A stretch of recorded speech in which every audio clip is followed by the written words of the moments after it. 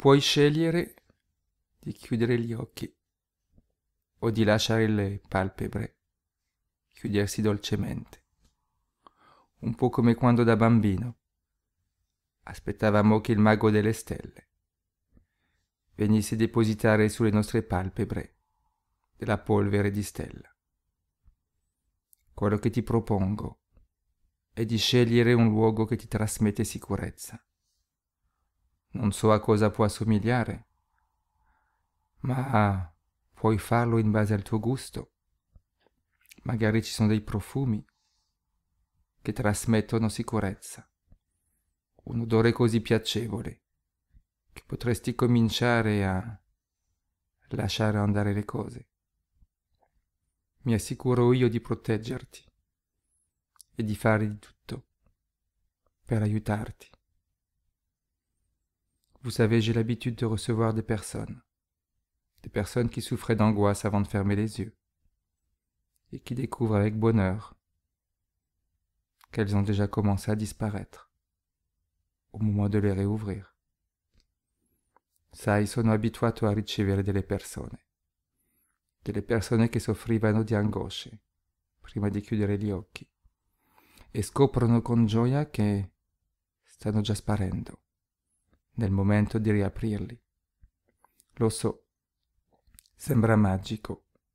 È un po' come se ti togliessi un parassita che creava delle interferenze con la tua fiducia. Stai tranquillo. Tutto si fa con dolcezza e sarai guarito tra un'ora, magari 2, chi lo sa. L'importante non è la velocità alla quale ti liberi di queste angosce, ma di liberarsi. Alors au début, ça peut faire un peu bizarre.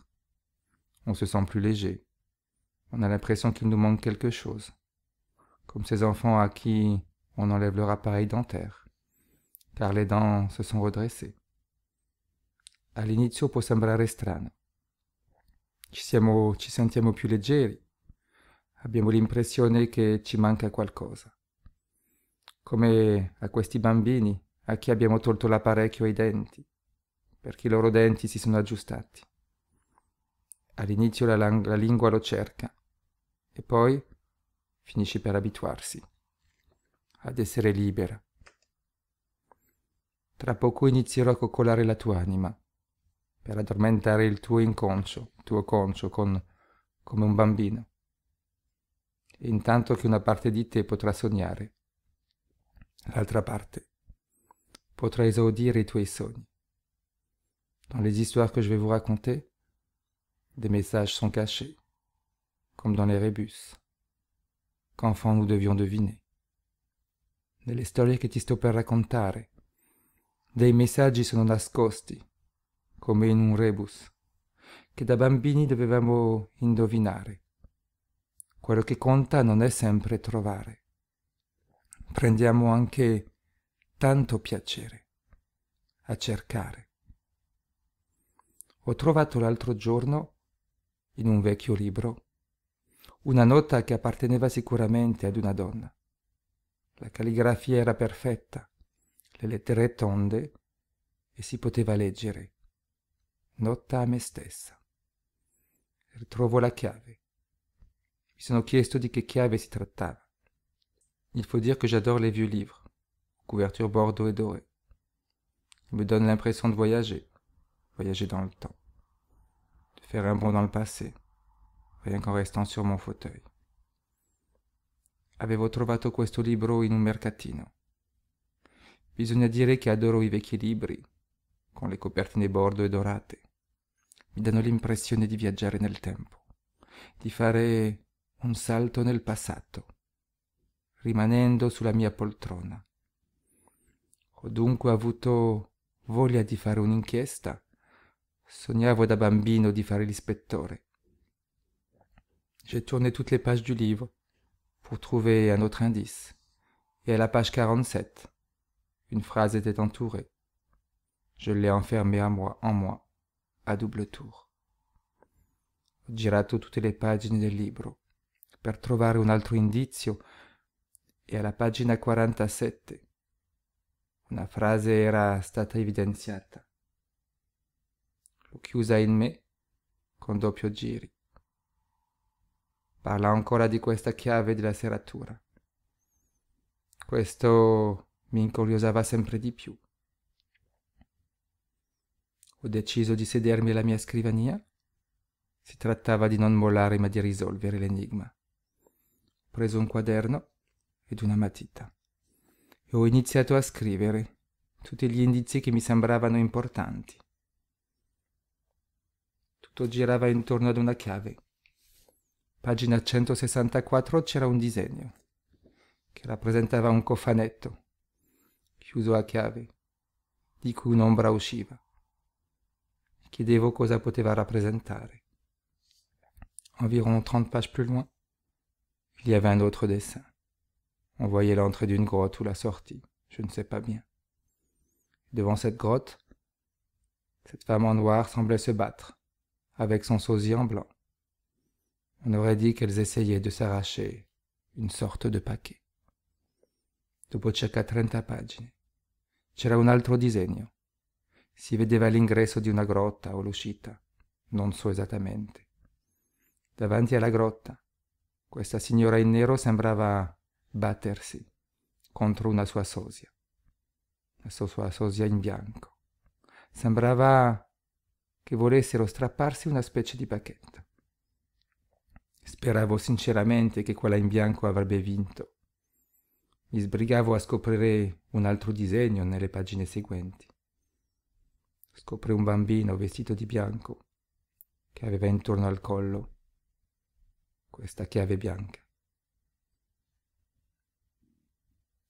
La leggenda diceva: se la vita fosse nera e bianca, tanta gente sarebbe vestita di nero. Con la chiave potrebbe invertire il tutto.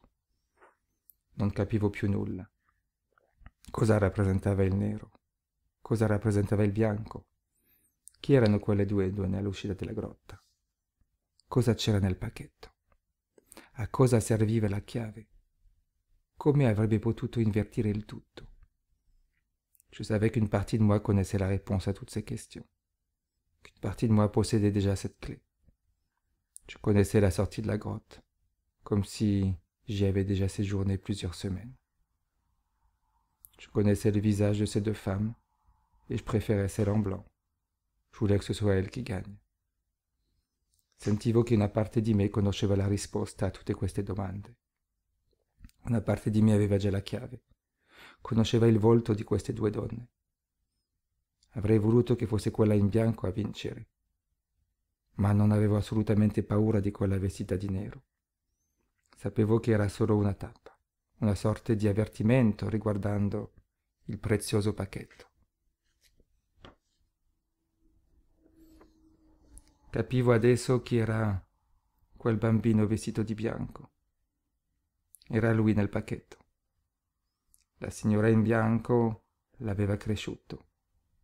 La sua chiave rappresentava il ricordo di quella in nero, come per non dimenticare che la sua vita è preziosa. Le persone in nero, loro vivevano con una chiave bianca intorno al collo, per non dimenticare che la loro vita poteva volare via all'improvviso. E se quelli vestiti di bianco passavano la loro vita a ricordarsi che la loro vita era preziosa, quelli vestiti di nero erano assillati dall'idea che la loro vita potesse scappare via. Ho chiarito il mistero del libro. Ah, vero, non ti ho detto il suo titolo. La chiave della nascita. Tra poco potrai tornare alla realtà, una realtà che è cambiata, come se avessimo tolto il filtro grigio per permetterti di vedere la vita colorata di rosa.